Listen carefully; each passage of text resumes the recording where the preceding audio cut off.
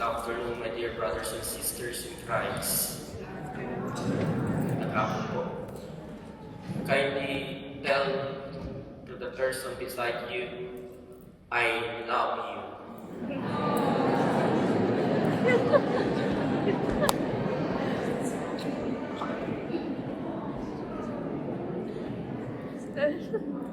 If a person beside you is a mother, kindly tell to her, I love you, Mom.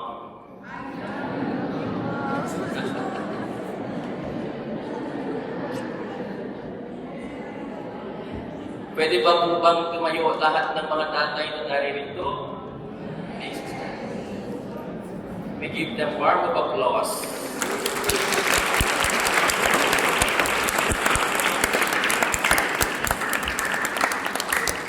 Sa lahat ng mga nanay na naririto, thank you for raising your children and loving your husband. Happy Mother's Day po sa lahat ng mga nanay na naririto. Sa mga tatay, don't worry, next week will be the Father's Day.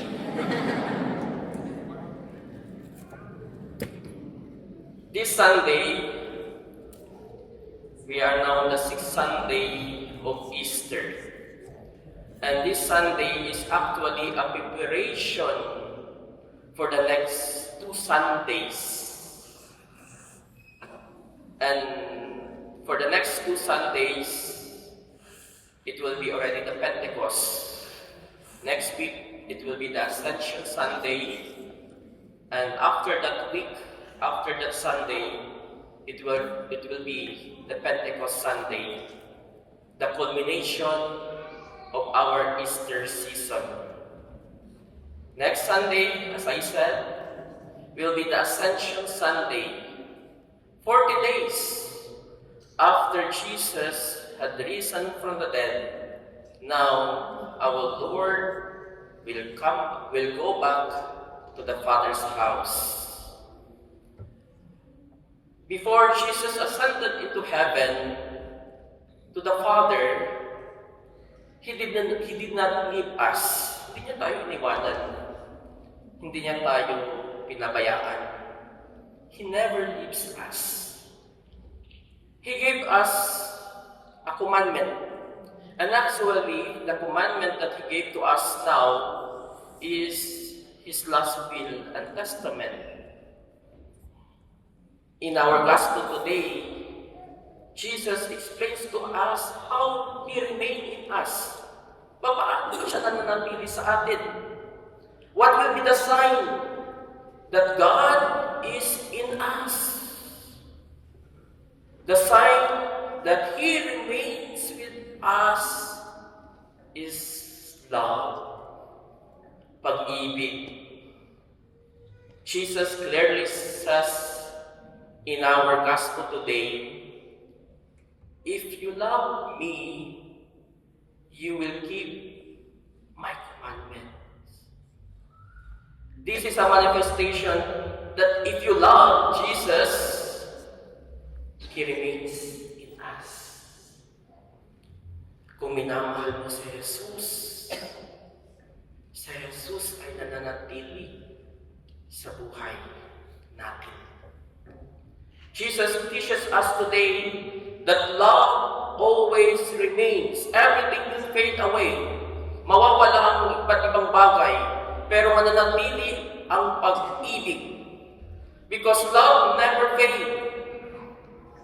Hindi maglalaho ang pag-ibig.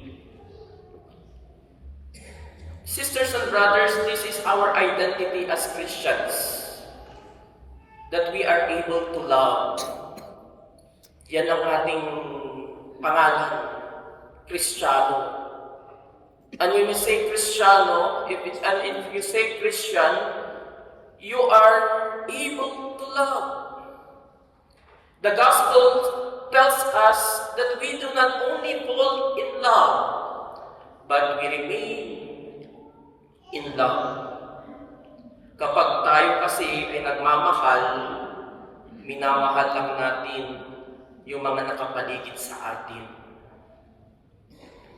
My Mahirap yun. Pag ang minamahal lang natin is yung nakapaligid sa atin. It is easy to do, to say, I love you because you are part of my family. It is easy to say, I love you because you are a friend to me. But the challenge to each and every one of us is to love and remain in love just as what Jesus did. Tulad ng pagmamahal ni Jesus sa atin.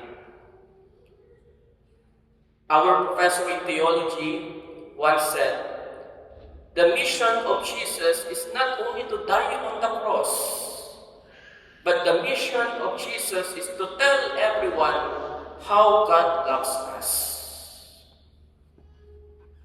That is why, in the very reason, God became man to tell everyone to love one another because He Himself is love. Siya mismo ang pag-ibig. Ang Diyos mismo ang pag-ibig. The question is, how do we possess our love? And how to imitate the love of Jesus? There are 4 kinds of love, and allow me to share it with you. The first kind of love is Ich liebe dich weil. I love you because. Tama po. Ich liebe dich weil.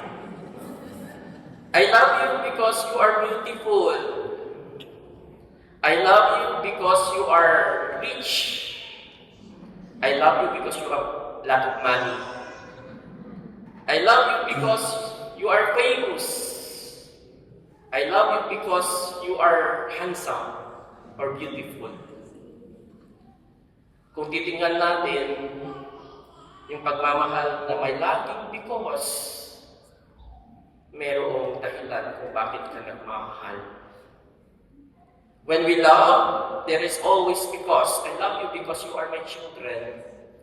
I love you because you are my husband or wife. Pero kung titingnan natin, ito yung klase ng pagmamahal na makasarili. Bakit? Nagiging makasarili ang pagmamahal nito kasi kapag hindi mo na siya asawa, hindi mo na mamahalin. Kung hindi na siya mayaman, hindi mo na kayang mahalin. Kung tumanda na siya, hindi mo na siya kayang mahalin tulad ng dati. No? Yan ang dahilan kapag ang pag-ibig ay nawawalan ng dahilan, nawawalan din ng pagmamahal. Ganyan ba klase ng pagmamahal na meron tayo? Ich liebe dich weil.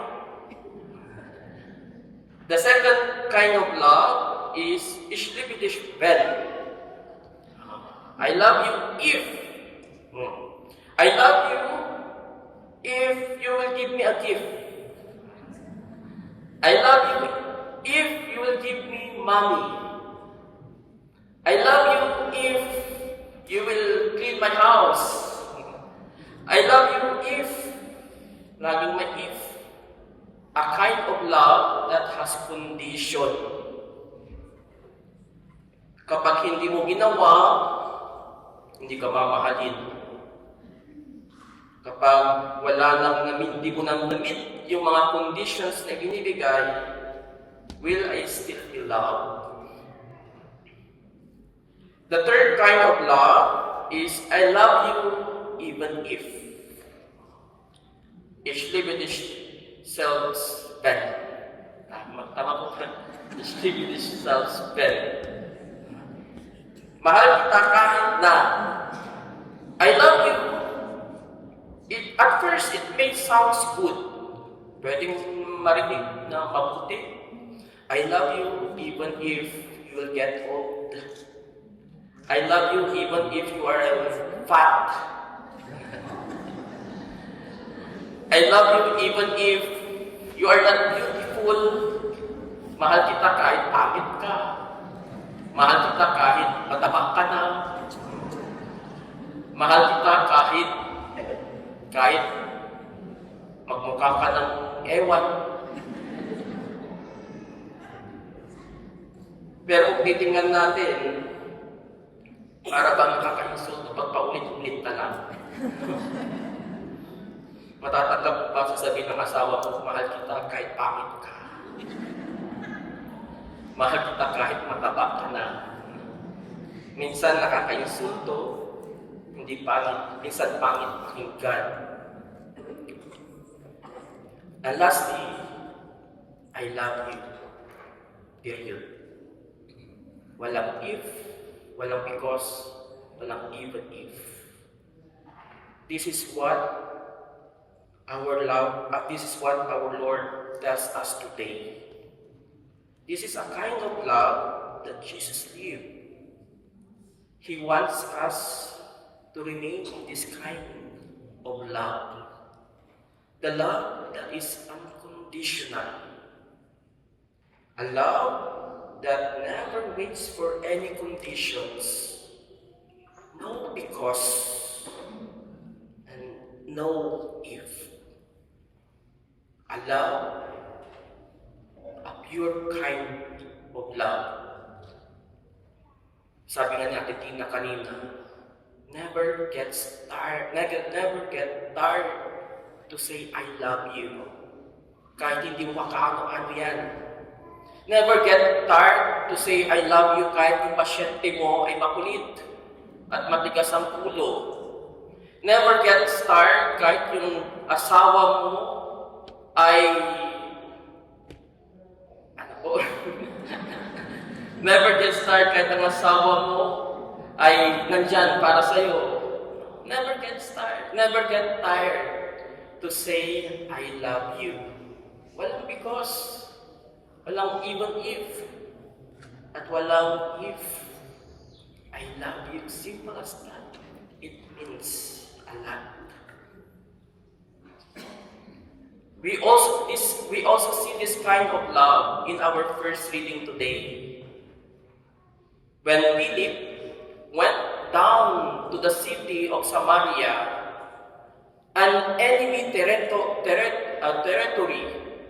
the Jews and Samaritans hated each other, but Philip, sent by the Holy Spirit there, Philip brought the love of Jesus to them.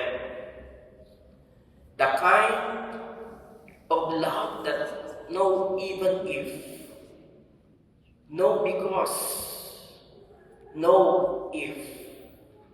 It is only a pure kind of love. As the result, the love of Jesus remained on them. That is the gift of the Holy Spirit.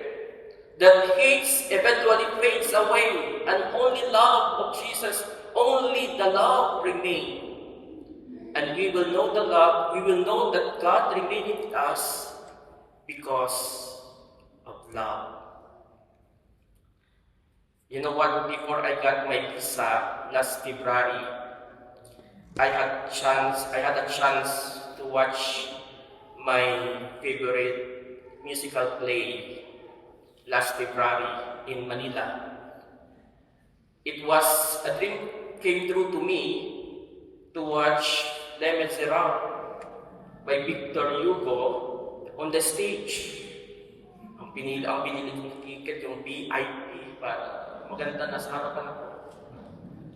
And I really like the epilogue of this musical play, Les Miserables, when the main character, Jean Valjean, is about to die. This is what he sings. And remember the truth that was spoken, to love another person is to see the face of God. This is a kind of love of God. A kind of love that remains. A kind of love that has no condition. A kind of love that has no because. A kind of love that no even if. Only love that possess and always remain. Sa ganitong paraan, and we love, makikilala at makikita ang mukha ni Kristo sa iyong buhay.